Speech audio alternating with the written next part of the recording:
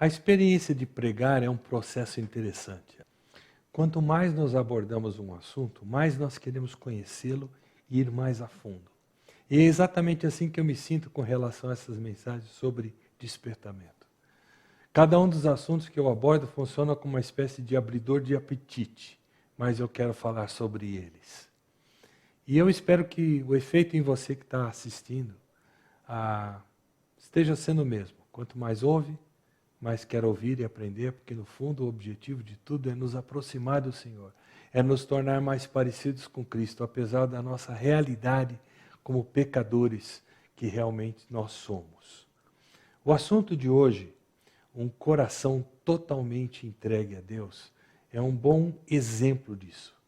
Eu sinto que hoje nós vamos apenas tocar a ponta do iceberg.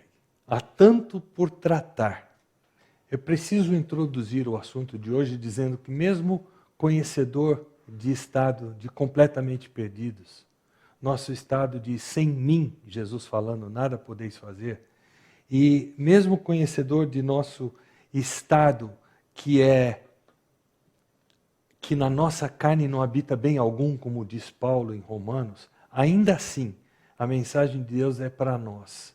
Eu quero seu coração. 100% dele. Observe o que diz 2 Crônicas 16, 9, a primeira parte. Pois os olhos do Senhor estão atentos sobre toda a terra para fortalecer aqueles que lhe dedicam totalmente o coração. A revista atualizada diz, porque quanto ao Senhor, seus olhos passam por toda a terra para mostrar-se forte para com aqueles cujo coração é totalmente dele. A Almeida do século 21 diz, porque os olhos do Senhor passam por toda a terra, para que ele se mostre forte para com aquele cujo coração é íntegro para com ele. Nós cultuamos ao Deus cujos olhos escaneiam toda a terra, à busca daqueles que são piedosamente devotados a ele. Pois para com esses, ele utiliza cada oportunidade para socorrê-los maravilhosamente. O contexto aqui é o rei Asa, rei de Judá, sendo atacado por Baasa, rei de Israel. E o rei Asa procurou socorro com o rei pagão, o rei Ben-Hadad, da Síria.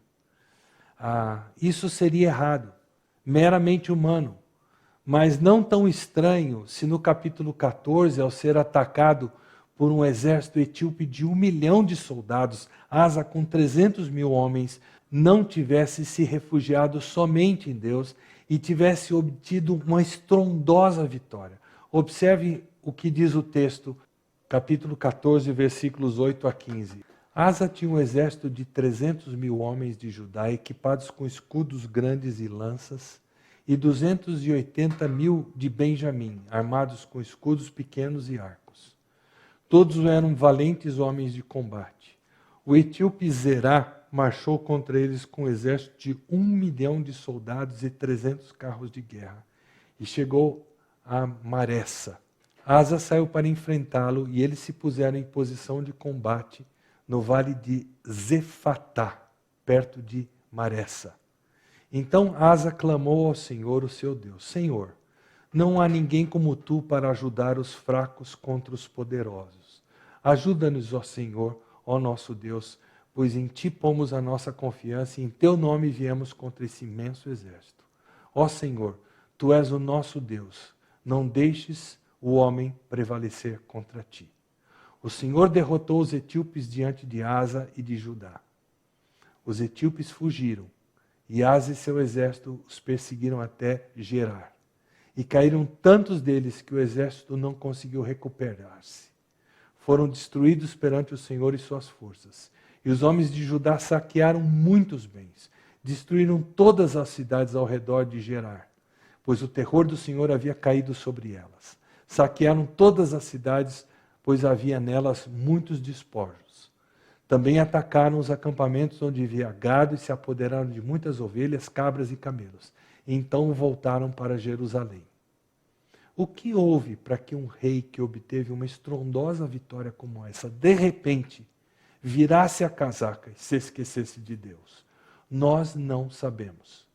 Aliás, se vocês lerem o restante do capítulo 14, A Asa, diz o versículo 16, depois a sua própria mãe, a NVI diz ser avó, do posto de rainha-mãe, pois ela havia feito um poste sagrado repugnante. Só sabemos que ele começou muito bem, mas ele terminou mal. Por isso, o versículo 9 do capítulo 16 diz: pois os olhos do Senhor estão atentos sobre toda a terra, para fortalecer aqueles que lhe dedicam totalmente o coração. Agora a continuidade. Nisso você, Asa, cometeu uma loucura. De agora em diante terás que enfrentar guerras.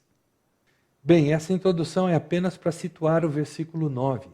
A ideia de que Deus quer se fazer forte para com aqueles que têm um coração totalmente dedicado a Ele. Mas o mais estranho é nós acharmos que existe a possibilidade de graus possíveis de coração dedicado a Deus. 100%, 90%, 80%, 50%, 20%, 10%. É nisso que o diabo quer que nós creamos. Na mensagem de hoje, nós veremos que um coração dividido, não 100% dedicado a Deus, é um coração só voltado a si mesmo, que coloca Deus de lado. E isso termina em desastre. 3 são os elementos necessários para que tenhamos um coração 100% dedicado a Deus. O primeiro deles, conhecimento. O que é nosso coração? Como a Bíblia o descreve? Seu coração é seu verdadeiro ser. Observe este diagrama extraído do excelente livro Ídolos do Coração, da ACBC, que mostra que o nosso coração é tudo isso: mente, afeições e vontade.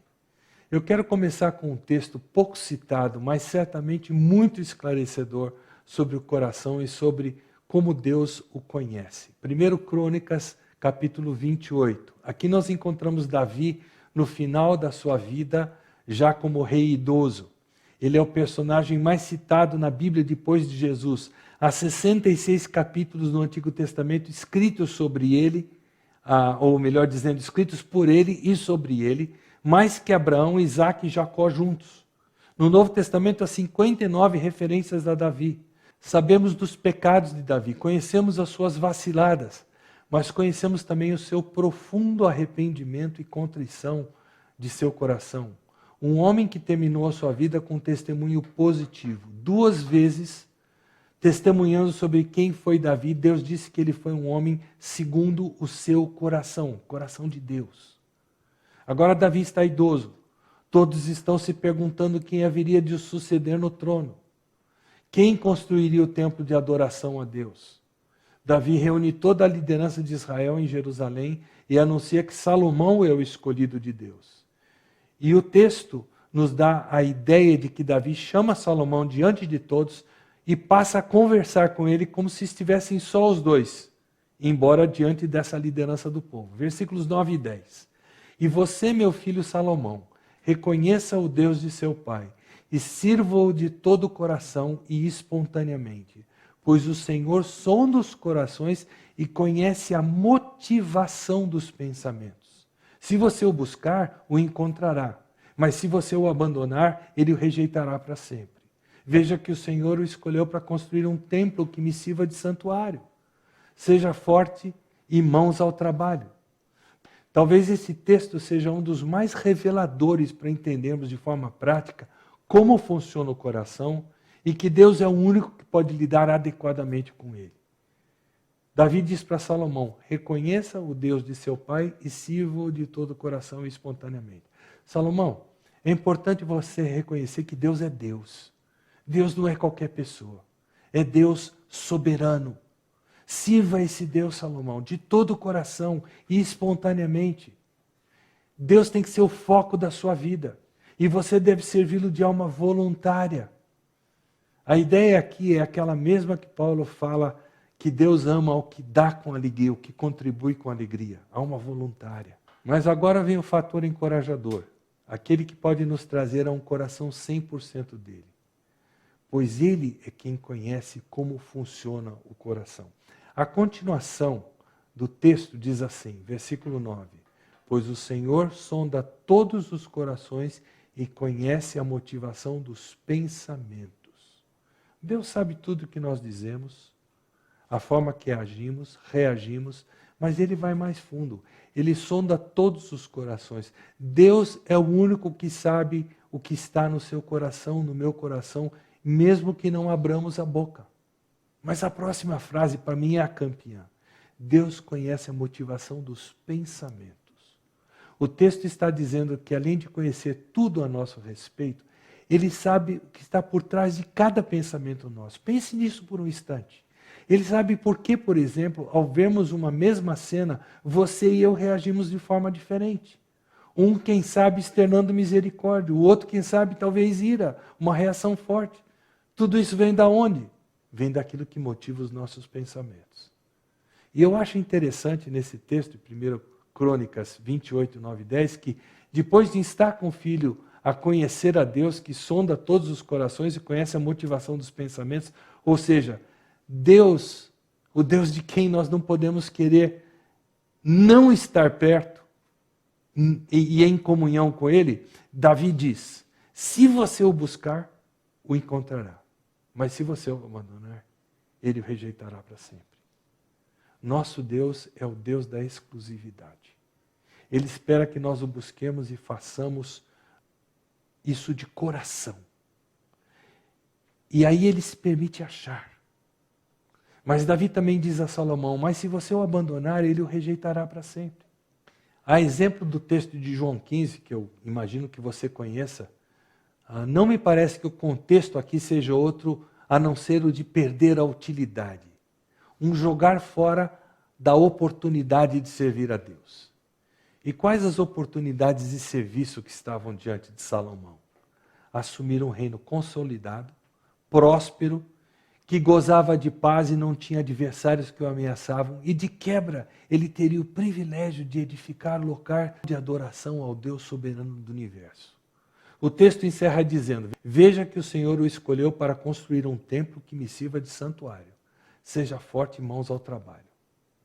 Para construir o que Deus tem te chamado?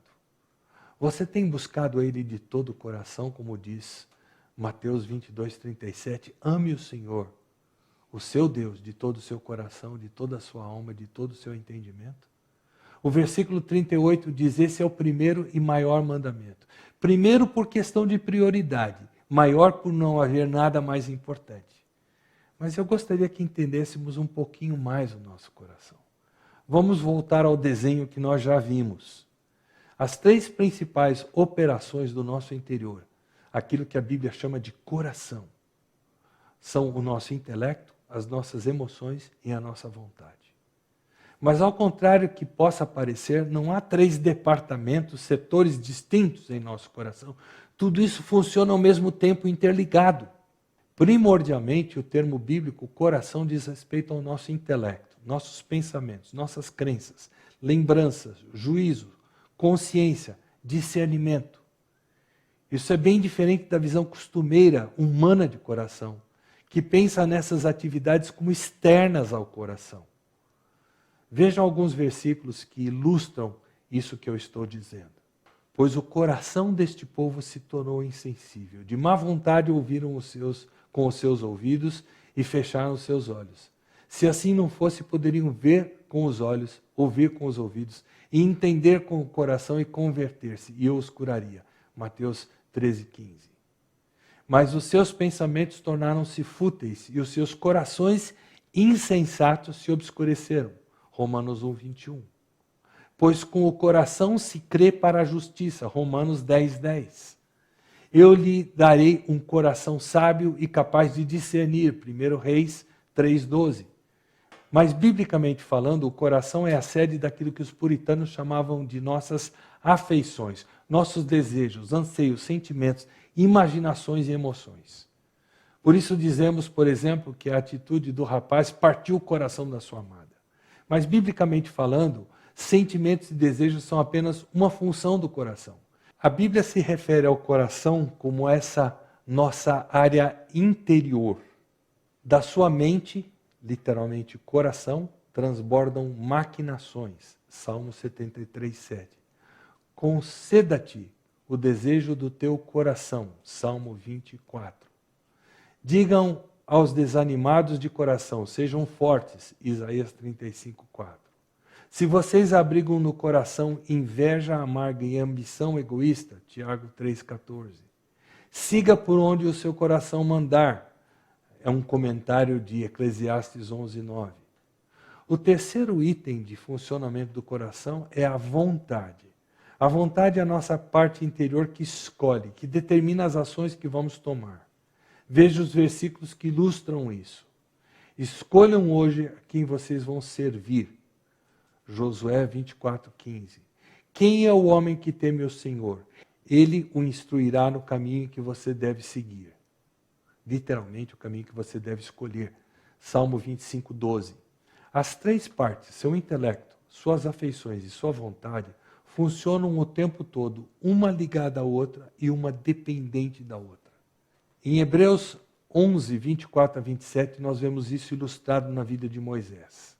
Pela fé, Moisés, já adulto, recusou ser chamado filho da filha de Faraó, preferindo ser maltratado com o povo de Deus a desfrutar dos prazeres do pecado durante algum tempo. Por amor de Cristo, considerou a desonra e riqueza maior do que os tesouros do Egito, porque contemplava a sua recompensa. Pela fé, saiu do Egito, não temendo a ira do rei, e perseverou porque via aquele que é invisível.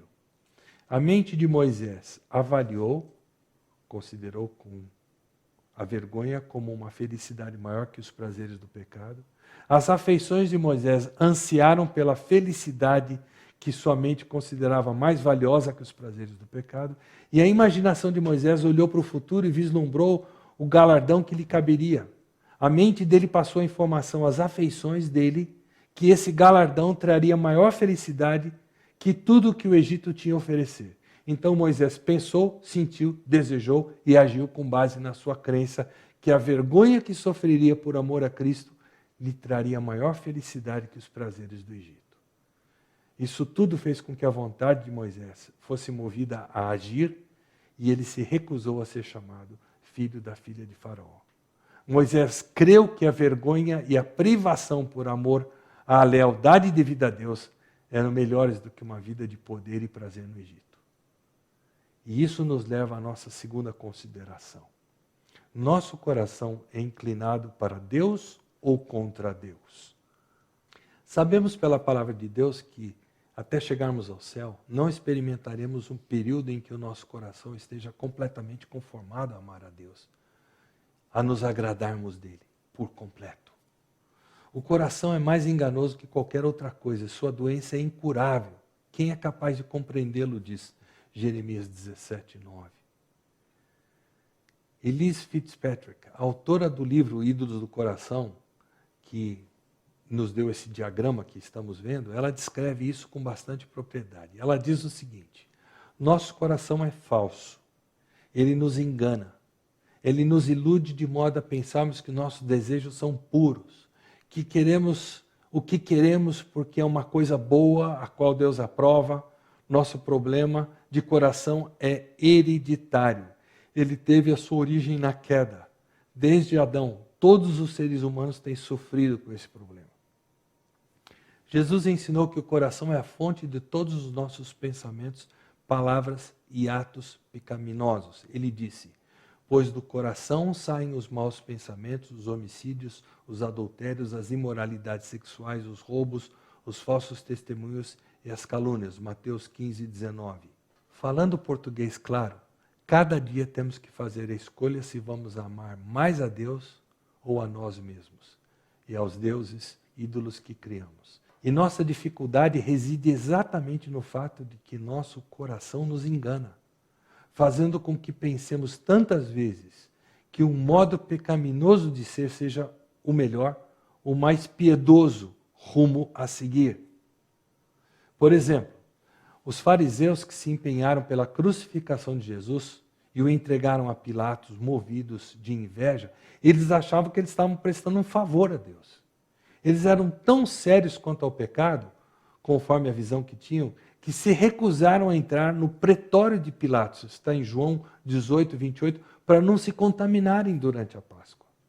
O problema dos fariseus é o mesmo que o nosso: amar qualquer coisa ou pessoa mais do que a Deus.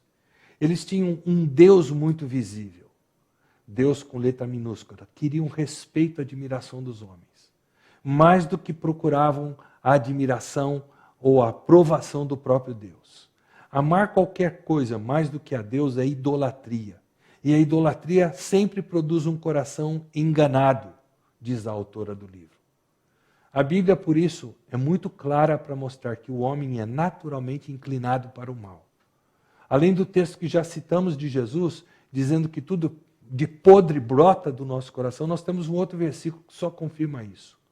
O Senhor viu que a perversidade do homem tinha aumentado na terra e que toda a inclinação dos pensamentos do seu coração era sempre e somente para o mal. Gênesis 6, 5. Em Gênesis 8, 21, Deus declara que o coração do homem é inteiramente inclinado para o mal desde a infância. Por isso Davi ecoa no Salmo 51, 5. Sei que sou pecador desde que nasci, sim, desde que me concebeu minha mãe. O coração dos homens está cheio de maldade e de loucura durante toda a vida, diz Eclesiastes 9:3. Isso nos ajuda a entender o problema que Paulo expõe em Romanos 7. Sintetizando, ele diz: pois no íntimo do meu ser eu tenho prazer na lei de Deus, mas vejo outra lei atuando nos membros do meu corpo, guerreando contra a lei da minha mente, tornando-me prisioneiro da lei do pecado que atua em meus membros. Romanos 7, 22 e 23. Por um lado, ele buscava a Deus, por outro, ele corria atrás do pecado. Parece a luta que você e eu enfrentamos? Eu sinto exatamente como Paulo se sente. E a conclusão tem que ser franca como foi a dele. Miserável homem que eu sou, quem me libertará do corpo sujeito a essa morte? Essa expressão de Paulo, que ele usa, miserável, precisa ser bem entendido. O termo vem da ideia de alguém que fica tomado de feridas, por esforço ou castigo seguido e acima do que se aguenta. A Jussara e eu fomos passar um tempo em Vila Velha, Espírito Santo. E para não perdermos o ritmo da caminhada, nós caminhamos na areia, descalços, durante 1 hora. Qual foi o resultado? Nós dois ficamos com bolha na sola do pé. Mas Paulo não está falando de uma simples bolha. Ele está falando de um castigo que ele não para de sofrer. A surra que o pecado está dando nele, deixando-o completamente machucado, sem ânimo, sem forças para reagir. Por isso ele faz a pergunta: quem me libertará do corpo sujeito a essa morte? Isso nos conduz à terceira consideração sobre o assunto que nós queremos fazer. Como posso ter um coração entregue a Deus, completamente dele? A resposta é extensa. Passa pelo combate aos ídolos que abraçamos, que criamos ao longo da nossa caminhada.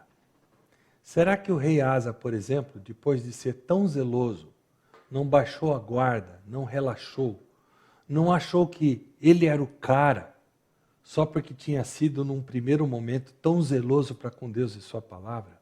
E hoje não temos tempo para entrar nisso tudo, mas precisamos dar início à resposta. E ela está ligada ao que Paulo conclui em Romanos 7, versículo 25, que diz assim: graças a Deus por Jesus Cristo nosso Senhor, de modo que com a mente eu próprio sou escravo da lei de Deus, mas com a carne da lei do pecado. A nossa vitória começa quando começamos a entender o preço que Cristo pagou e o que isso significa para nós em nossa luta diária contra o pecado, contra um coração que é enganoso, que é por natureza inimigo de Deus. A palavra de Deus diz em 2 Coríntios 5, 21, Deus tornou pecado por nós aquele que não tinha pecado, para que nele nos tornássemos justiça de Deus. Todos que um dia já cremos em Cristo sabemos que Ele tomou o nosso lugar na cruz. Mas precisamos entender isso mais intensamente para que o diabo não nos mantenha derrotados nessa questão de servirmos a Deus de todo o nosso coração. Quando na cruz, Cristo, o perfeito Deus homem que nunca pecou, mas que pôde ser nosso Salvador porque partilhou da nossa humanidade, Paulo diz que Deus o tornou pecado por nós. Isso não quer dizer que Cristo se tornou um pecador. Ele se manteve tão santo como sempre foi. Mas ele foi tratado por Deus como se fosse culpado por todos os nossos pecados. Deus teve que dar as costas a seu Filho, com quem, por toda a eternidade, digamos, passada, jamais deixara de ter plena comunhão.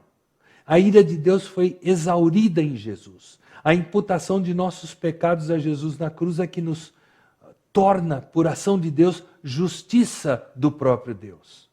Nossa aceitação por parte de Deus não tem nada a ver com quem somos, com o que conseguimos ou deixamos de conseguir fazer. Tem apenas tudo a ver com o que Cristo fez. Por isso ele pôde clamar, está consumado. Ou seja, a dívida está completamente paga. E nós entendemos isso melhor quando percebemos que, feita essa declaração, Jesus rendeu o seu espírito e expirou. E aí, nesse preciso instante da história, Deus se mostrou satisfeito com a oferta da vida de Jesus, pois o véu do templo, que separava a imediata presença de Deus do restante do templo, chamado Santo dos Santos, esse véu se rompeu. Como é que ele se rompeu? De alto a baixo. Ou seja, o próprio Deus, tendo a sua ira contra o pecado exaurida em Jesus, satisfeito com a oferta pelo nosso pecado, a vida de Jesus, ele, Deus, tomou a iniciativa de dizer para nós que agora o acesso a ele estava aberto. Algum mérito seu, meu, nessa história? De forma alguma. Dá para entender a exclamação de Paulo? Graças a Deus por Jesus Cristo, nosso Senhor. Paulo está absolutamente convicto que, mesmo enfrentando essa luta na qual por tantas vezes ele se sente derrotado, principalmente quando contempla a santidade de Deus e percebe quão pecador ele é, ele está convicto que quando Jesus voltar, ele será finalmente resgatado por Jesus para nunca mais pecar. Na nossa luta contra o pecado, haverá momentos em que nos sentiremos desmotivados, muito longe do nosso ideal de sermos parecidos com Jesus. Mas nós nunca precisamos temer a desistência de Deus. Ele prometeu que acabará a obra que ele começou em nós. E ele o fará. Precisamos, como Davi, ter um coração contrito, chamando o pecado de pecado, dependendo exclusivamente da graça de Deus. Precisamos ser humildes o suficiente, voltando ao assunto da última mensagem, precisamos ser humildes o suficiente para reconhecer que sem Jesus nós nada podemos fazer. Eu quero terminar dizendo a você que se você deseja ser um servo de Deus cujo coração é de fato de Deus, 100% de Deus, o primeiro passo nesse rumo é reconhecer diante de Deus o quanto seu coração ainda não é totalmente dele. Assuma a postura daquele leproso que se encontrou com Jesus quando Cristo desceu do monte, após pregar o maior sermão já pregado, o Sermão do Monte. Reconheça que Jesus, sendo Deus e sendo Senhor e tendo sido totalmente vitorioso na cruz sobre a morte, como nosso Salvador, Ele pode e quer purificar você. Tanto quanto Ele, a cada instante, o defende diante do trono do Pai, quando Satanás, o acusador dos irmãos, o acusa de mais um pecado. Jesus intercede por você, mostrando ao Pai as suas chagas, as chagas de quem pagou tudo por você. Faça como aquele leproso, lembrando de que está consumado, portanto Jesus pode te purificar. Clame a Ele e tenha certeza de que, como foi com o leproso, você ficará imediatamente purificado, conforme declara 1 João 1,9. Deus não haverá de usar alguém que não tenha a preocupação de lhe dar inteiramente o seu coração. Deus também não haverá de usar um servo que, desprezando a compreensão de tudo que está envolvido na morte de Jesus, julga ter algum mérito, espera ter algum mérito, procura ter algum mérito diante de Deus, uma pitadinha que seja. Mas Deus terá sempre a alegria de usar um servo que, mesmo lutando com a intensidade que Paulo mostra em Romanos 7, consegue enxergar a vitória em Cristo e é por ela encorajado a continuar lutando contra o pecado, lutando para ter um coração inteiramente dedicado a Deus. Eu pergunto para você, será que nós precisamos mais do que isso para começar?